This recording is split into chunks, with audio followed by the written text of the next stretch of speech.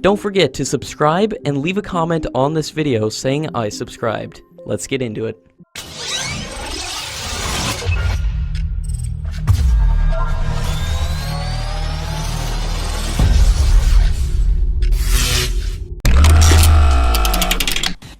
According to experts, the Rafale fighter jet is best suited for India, as the non-recurring €1.3 billion have already been paid for design and development of India-specific enhancements.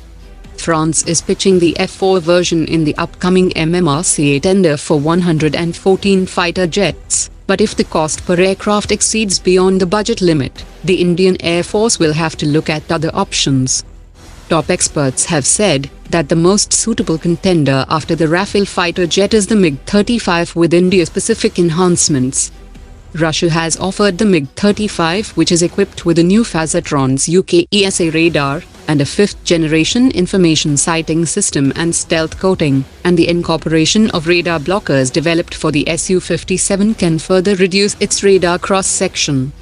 The new RD-33 OVT engine will increase the combat efficiency by 15% with its 3D thrust vectoring capability, and India can also incorporate new avionics (EW) systems from the Su-57 program, and can also integrate latest indigenous and non-Russian air-to-air systems like the European ASRAAM, Python 5, Israeli iDerby extended range, and the air-launched BrahMos on the MiG-35. According to latest reports, the NP-1 and NP-2 technology demonstrators of the Naval Tejas aircraft have achieved a major milestone, after it was able to make a control landing using its tail hook at the designated landing area, which is similar to the landings on board aircraft carriers. The completion of Phase 2 means that both the technology demonstrators can be cleared to carry out aircraft carrier trials, which will be carried out in phases.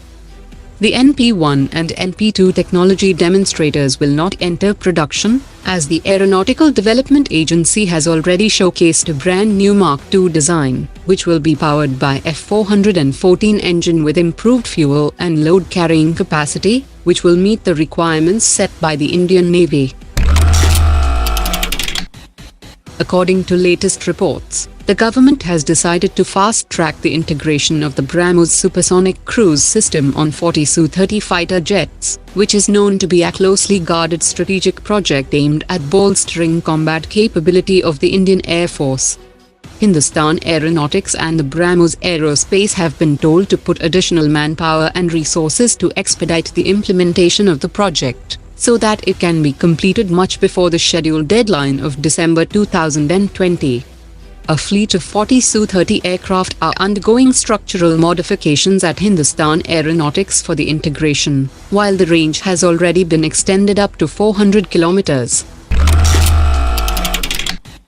The Indian Army needs nearly 5,800 sniper rifles with a range of more than 1,200 meters, and the global tender was floated way back in 2016, and while the process of selecting the ultimate vendor is still on, the Northern Command went in for emergency purchase of the sniper rifles, given the critical situation on the ground. After the induction of latest sniper rifles with better range and telescopic sights, the Indian Army now has the upper hand at various places along the line of control. The Northern Command went in for immediate procurement of Barrett M95, Scorpio TGT, and Lapua Magnum, which are being used by the soldiers, after completing training in a foreign country. According to latest reports, the Pentagon has asked the 42 Turkish pilots to leave the United States by 31 July, who have been training on F-35 fighter jets in Arizona and Florida for the past several months. The Pentagon also said that it would end Turkish participation in management and manufacturing activities related to the F-35 program, as it produces almost 1,000 parts for the F-35, including landing gear and fuselage components. The Trump administration is indicating that it will not hesitate in taking strict action if its commercial and strategic interests are affected, but India is not a NATO ally, and does not manufacture any subsystems for the US. It is standing its ground on the S-400 deal, and have not shown much interest in the renamed F-16 fighter jets.